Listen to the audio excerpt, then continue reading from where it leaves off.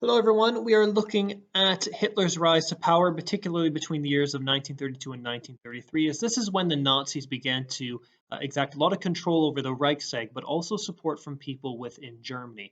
And the years of 1932 and 1933 are very important because if we look back to our study of America, we know that this is the time when the Great Depression was at its worst. And that meant that the Nazis were able to help people in a far greater way than they did in 1929 and even in the early 1930s. Your starter today is to write down numbers 1 to 6 for your quickfire review questions. When you've done so, can you please resume playing the video, do your quickfire starters, and we'll take them up momentarily.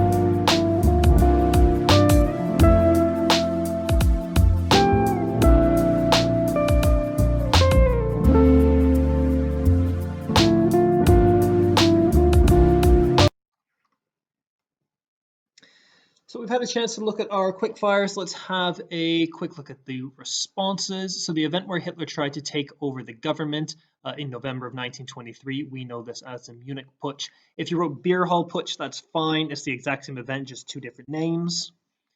Who is this man? He, of course, was the Minister of Propaganda and Public Enlightenment. His name is Joseph Goebbels. Number 3, what was the NSDAP? This is the National Socialist German Workers' Party, also known as the Nazi Party for short, and that's what we'll refer to the NSDAP as. Number 4, Stresemann burned the old currency and replaced it with this. It's the Rentenmark. Number 5, Hitler's private army. These were known as the SA or the Sturmabteilung. And number 6, this organization did not let Germany join until Stresemann managed to get them in 1926, and that would be the League of Nations. So surprise, surprise, we have 3 key terms: democratic, coalition government, and Aryan. Pause the video, match up in your head, and go ahead and resume playing to check that you were correct. And we'll be putting these into our note in the right order. So democratic, if you take citizenship, you're probably a step ahead. It's a system of government that's run by elected representatives. We live in a democratic society as we vote for the political leaders that help to run our country. A coalition government is when you have 2 or more political parties working together. And we've learned that coalition governments, particularly in Germany in 1919 and the early 1920s, they were not very strong. They spent more time arguing than they did trying to solve the problems faced by the country. And Aryan is a term for a pure German, and many of you might have come across the term Aryan perhaps in year 8 during your Holocaust projects, and we know that this was signified by someone with blonde hair and blue eyes. They were seen as being very pure.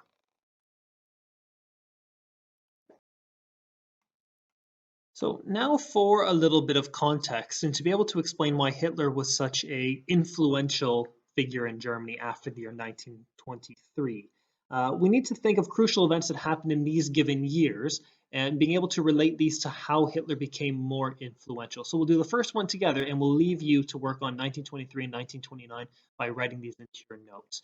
So between the years of 1919 and 1939, we need to think of all the different events that took place that led to Hitler's rise to fame. And we could say things like the Treaty of Versailles. We know that Hitler used this as motivation and revenge for Germans, and he actually unified the entire country against the treaty. Hitler was particularly outraged by the Article 231, the War Guilt Clause, where it claimed that all Germans were responsible for causing the First World War, to which he knew wasn't the case. He knew that there were 4 main causes to the First World War: militarism, alliances, imperialism, and nationalism. He knew that it wasn't just Germany who caused these events to happen. So he used these as a rallying cry in his book called Mein Kampf. Your task now is to put 1923 and 1929 into your note and think of all the potential events that could have led to Hitler's rise to power. So pause the video now, try to finish this slide off independently, and hit resume when you're ready to take it up. So in 1923, we should hopefully be linking to the Munich Putsch. This was Hitler's attempt to overthrow the bad and evil Weimar government. He was actually seen as a hero.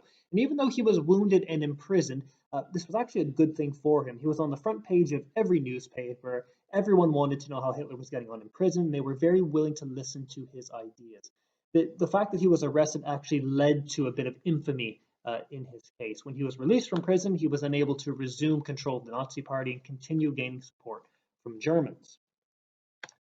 Now, from 1929, we should be linking to our knowledge about America. The Wall Street crash, we know that things were pretty rough in America, and they would be even worse in Germany. And Hitler could now use the Great Depression to his advantage. He knew that most Germans had absolutely nothing, and he could not only give them a hope, but he could also give them a chance at a better life.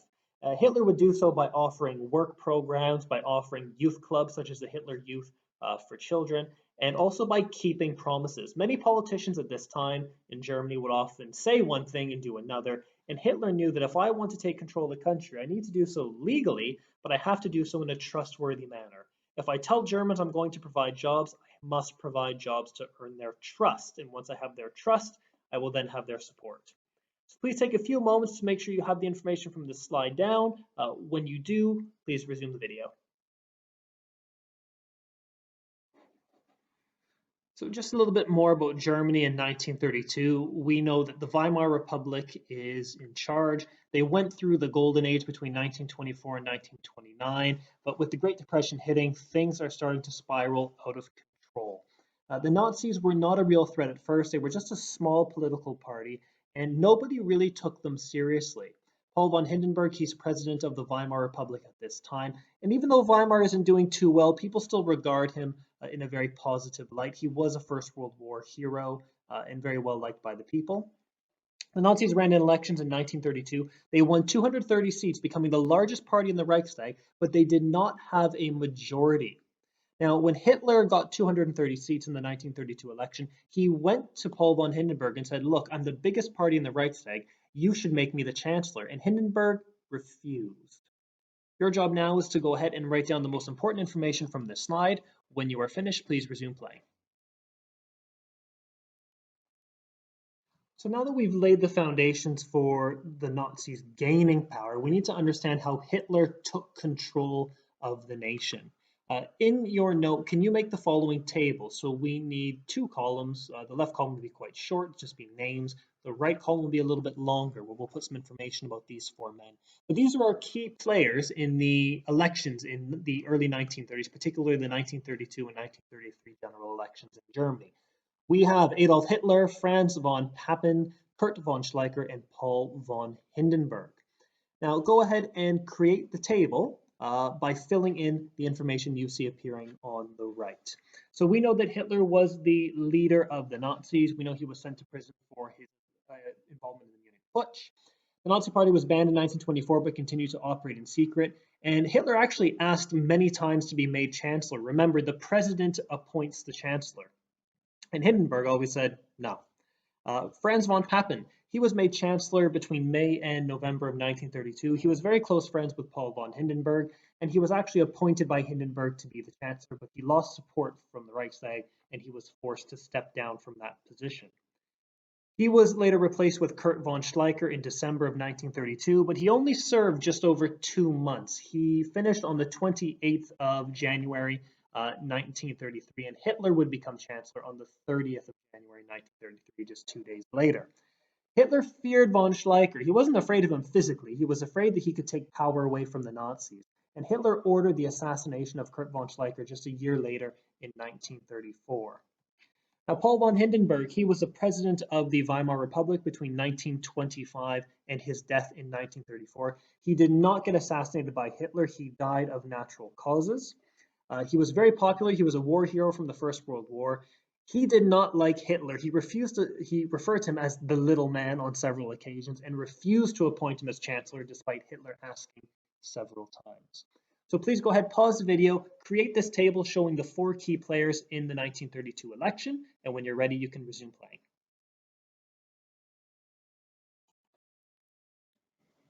So looking at the presidential elections in a bit more detail, Germany held presidential elections in March and April of 1932, where the Nazis became the largest party in the Reichstag, but failed to secure that majority government.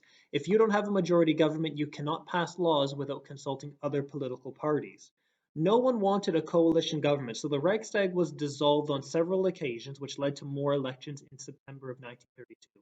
Dissolving the Reichstag is an agreement where the government says we can't seem to figure out who is the most popular party, so we're just going to break everything down and try another election. Chancellor von Papen did not win a majority government in September of 1932.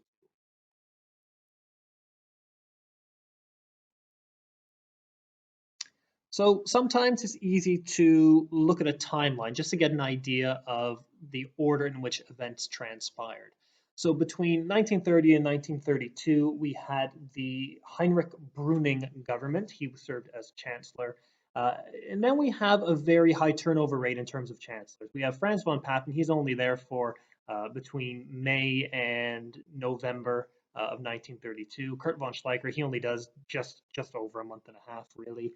And then we have Hitler taking full control of the country. What we're going to do now is delve deeply into each government, taking a few key point notes before we move into our final task. So the Brüning government from 1930 to 1932. Heinrich Brüning ruled as the chancellor alongside Paul von Hindenburg, and he used the emergency powers of Article 48 on a number of occasions. Now, this government didn't succeed in solving the economic problems of the Great Depression, and Brüning wasn't particularly popular because of this. Now, Kurt von Schleicher, who we've already learned about, he was a general in the army and very powerful. He managed to persuade Paul von Hindenburg to get rid of Brüning, and he resigned in May of 1932. Now, above we mentioned Article 48. Article 48 was a law that was passed that essentially allowed the president to do anything that he wanted under certain circumstances. And these were deemed as emergency powers. So that meant that if there was an uprising, let's say the communists, for example, were trying to overthrow the country, the president could pass laws without consulting the Reichstag, which is the German equivalent of parliament. Now, this is kind of a good thing because we know that the Reichstag often spent a lot of time arguing rather than solving problems, and this meant the president could do things very quickly. But it also gives the president of Germany a lot of power to be able to pass laws without any consultation of the government. So there's kind of two sides to this. For the most part, Article 48 was used to maintain order and safety in the country and wasn't used for any kind of illegal measures.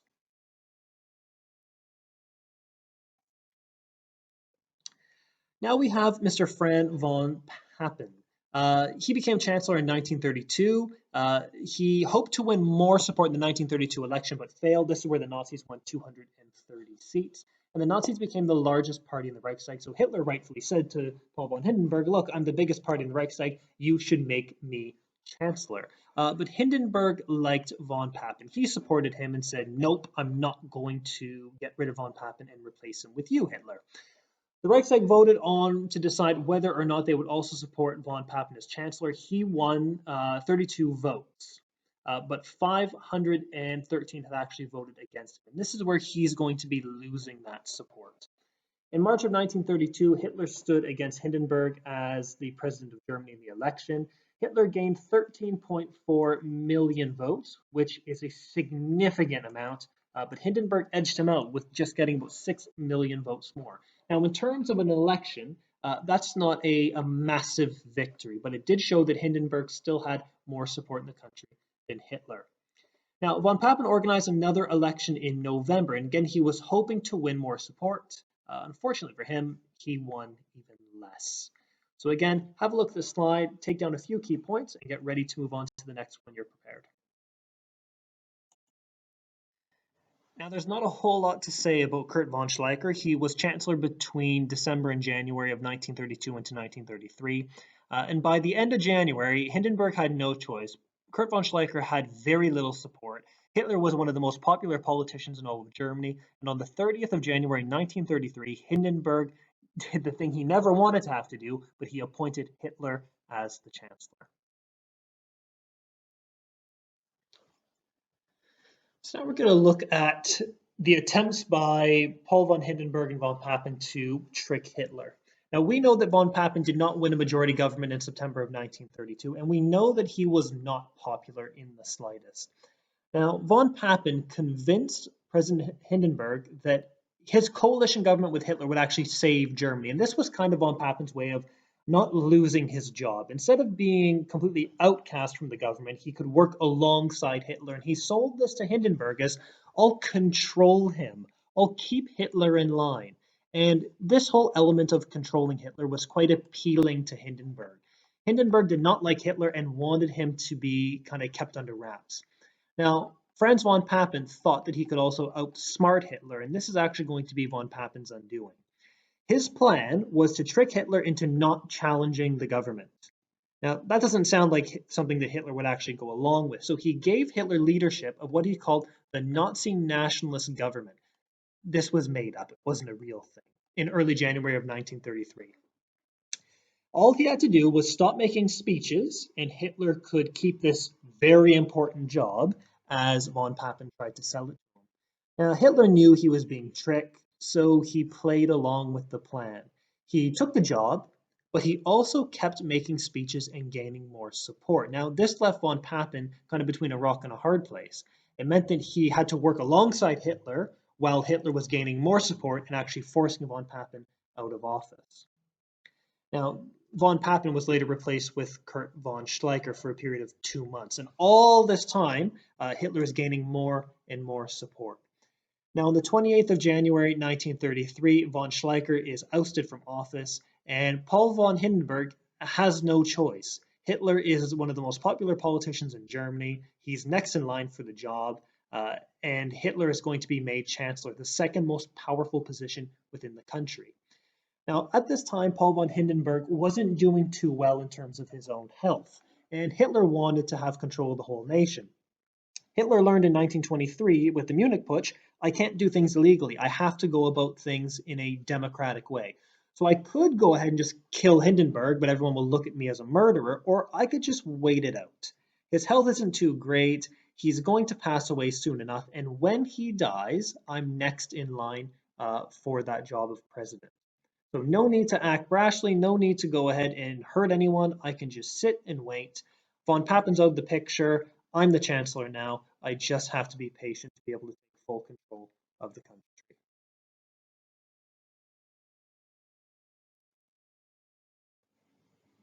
So now is time to make a summary poster just to collect all the knowledge that we've acquired about changes in German government between 1930 and 1933, using the following dates and events for assistance. So in September of 1930, we need to know the Nazis were very successful in elections, but they were not the largest party in the Reichstag. They wouldn't achieve that until 1932. We know that in July of 1932, there were over 100 people who were killed and 1,000 wounded in various riots. We have in September of 1932, von Papen dissolves the Reichstag. In November of 1932, elections held as the Reichstag was dissolved. The Nazis lost support in this election, but they would gain it back a little bit later. In January of 1933, Hitler is set as the leader of the Nazis, and he's kind of tricked into being kept quiet by Franz von Papen and Paul von Hindenburg. Remember, they had that whole plan of we'll make you essentially president of your own political party so long as you agree to stop making speeches. Hitler knew what they were planning, and he decided to continue making speeches, continue building support, and eventually overthrow von Papen. And in 1933, on the 30th of January, Hitler is appointed by Paul von Hindenburg as the Chancellor of Germany. So please do go ahead, use the following information to create a poster all about the political changes, and make sure that you keep tuned to the chat and complete any tasks that I'll show my homework.